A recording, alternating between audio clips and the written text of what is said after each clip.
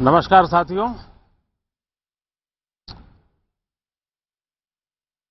दो 2023 का वर्ष आज बजट सत्र का प्रारंभ हो रहा है और प्रारंभ में ही अर्थ जगत के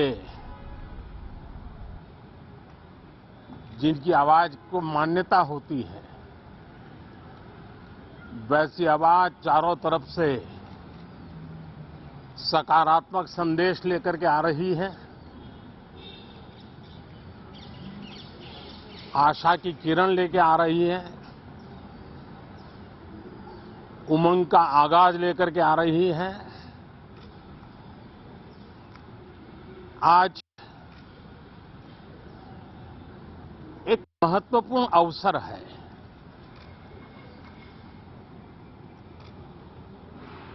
भारत के वर्तमान राष्ट्रपति जी की आज पहली ही संयुक्त सदन को वो संबोधित करने जा रही है।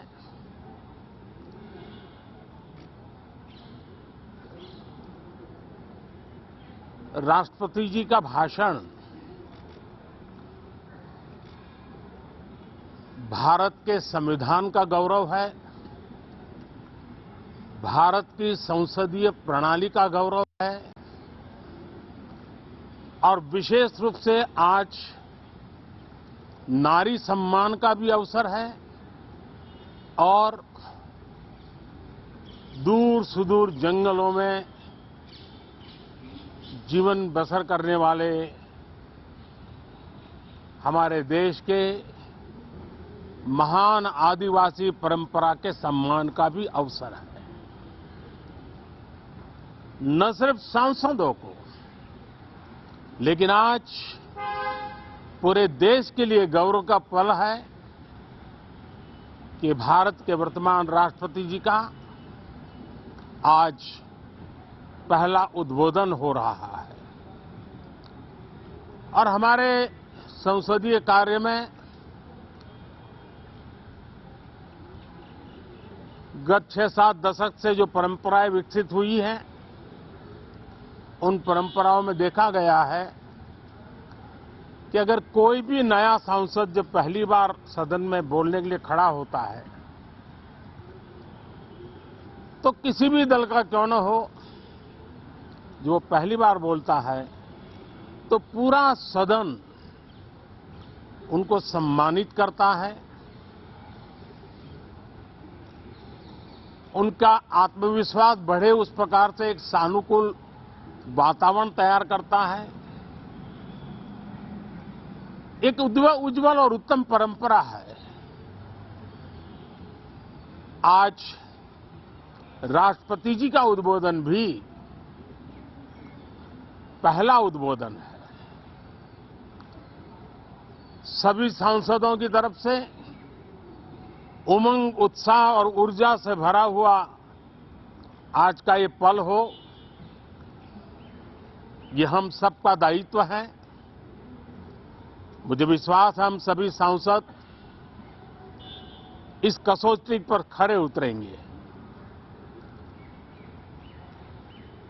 हमारी देश की वित्त मंत्री भी महिला हैं।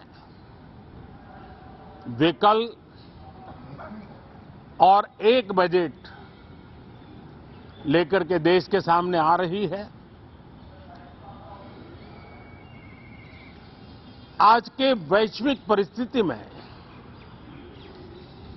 भारत के बजट के तरफ न सिर्फ भारत का लेकिन पूरे विश्व का ध्यान है। डावाडोल विश्व की आर्थिक परिस्थिति में भारत का बजट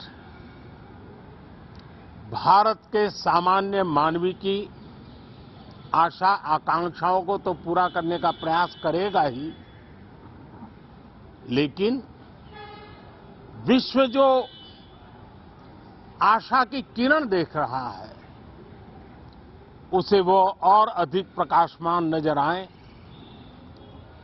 मुझे पूरा भरोसा है निर्मला जी इन अपेक्षाओं को पूर्ण करने के लिए भरपूर प्रयास करेगी।